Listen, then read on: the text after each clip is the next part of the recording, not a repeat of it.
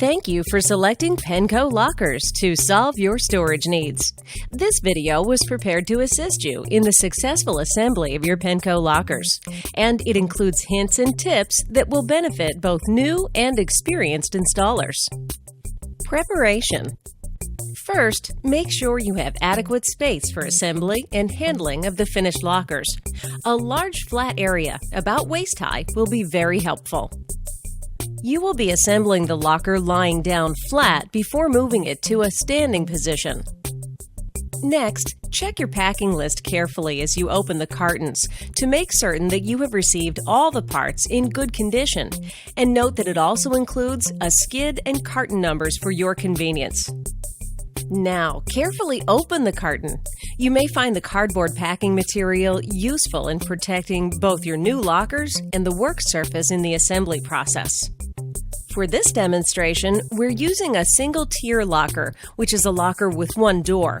Most of the steps in this video are common to other locker styles. Before starting, it's important to identify all locker components. Locker backs can be identified by the hook holes in the center and holes in the flanges at the sides. The side holes are 9 inches apart at the top and 6 inches apart at the bottom. Locker tops and bottoms have tabs on their fronts. They look like shelves and form the top and bottom for each tier of lockers. A locker shelf looks somewhat like a top or bottom, but it has a curl on the front and no tab. It is supplied with single-tier lockers 48 inches and taller and is used to separate the tiers on 4 through 9-tier box-style lockers. Divisions are the sides of the locker.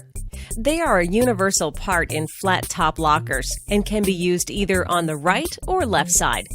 Division tops are identified by the holes along the offset flange at their edges, which, like the backs, are 9 inches apart at the top and 6 inches apart at the bottom.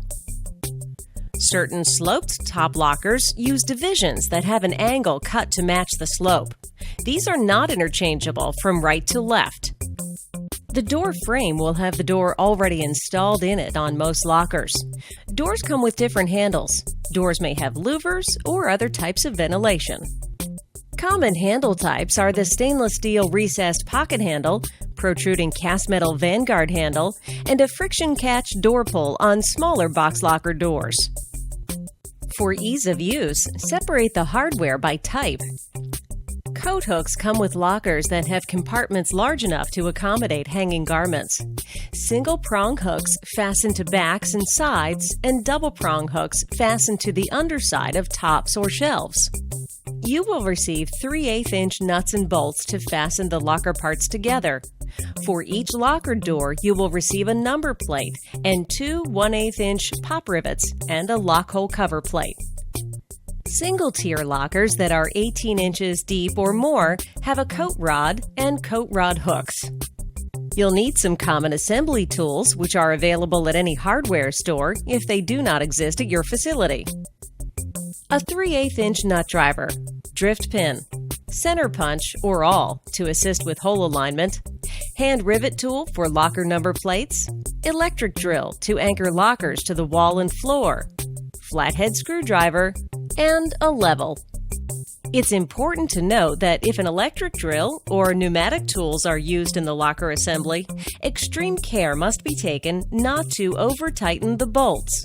Assembly. Step 1. Place the locker back on the table with the flanges facing up. If your locker has coat hooks, install them using the provided holes near the top of the locker back. The hook goes on the same side of the back as the flanges, and the bolt heads go on the opposite side from the hook. Fasten the locker top to the top of the locker back, with the smooth side and front tabs facing up. From this point, all bolts are to be threaded but not tightened to assist with alignment. Step 2. Add the first division or side to the locker back. The offset flange of the division fastens to the inside of the locker back. Bolt the division to the top first, threading bolts from outside to inside. Continue bolting from top to bottom.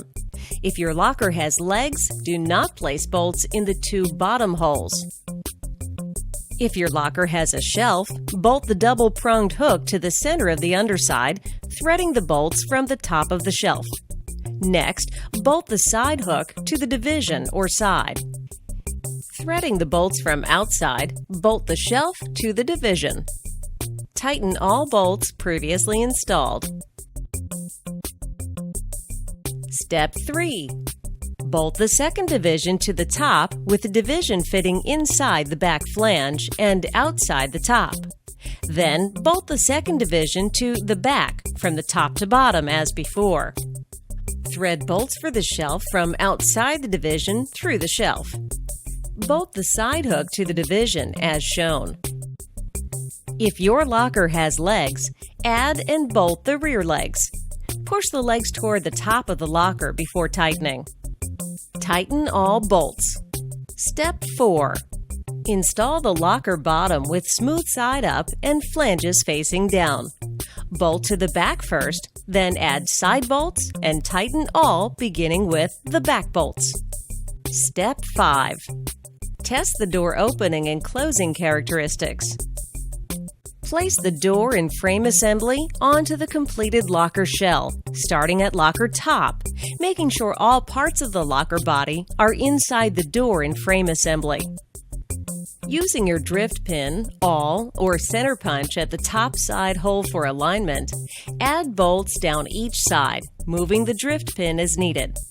Bolt the horizontal door frame members to the top and bottom, and then tighten all bolts. If you have ordered any optional closed-end bases for your lockers, now is the time to install them before the locker is placed in an upright position. Typically, closed-end bases go at the row ends only. If you have ordered optional closed front bases for your lockers, snap them into place between the front legs. If you have ordered an optional slope top kit for your locker, it can now be installed. You may elect to remove the existing flat top before installing the slope top kit, except on 2-tier lockers, which have double-prong ceiling hooks fastened to the underside of the flat top. Step 6. Carefully stand and try your new, but as yet unanchored locker. Exercise caution when opening any unanchored locker or group of lockers, as the weight of the door or multiple doors may cause the locker to tip forward. Install the lock hole cover plate on the door or in the back of the recessed handle pocket, unless you plan to install optional built-in locks. Place the locker number plate on the front of the door over the 2 holes provided and rivet in place from the door front. You may find it more convenient to attach the number plates after the lockers have been put in place to determine the proper sequence. Rivets versus nuts and bolts. Many experienced installers prefer to use rivets instead of nuts and bolts to assemble locker body parts because they find it faster and more efficient on large projects. Our factory and quick ship warehouse assembly teams use rivets for the very same reasons. However, unlike nuts and bolts, rivets do not allow for loosening and retightening if you make a mistake during assembly. So, we recommend their use only by experienced assemblers. A custom size and type of rivet made just for locker assembly is available from Penco for those applications. Anchoring and installing. Proper anchoring is a very important part of the locker installation process.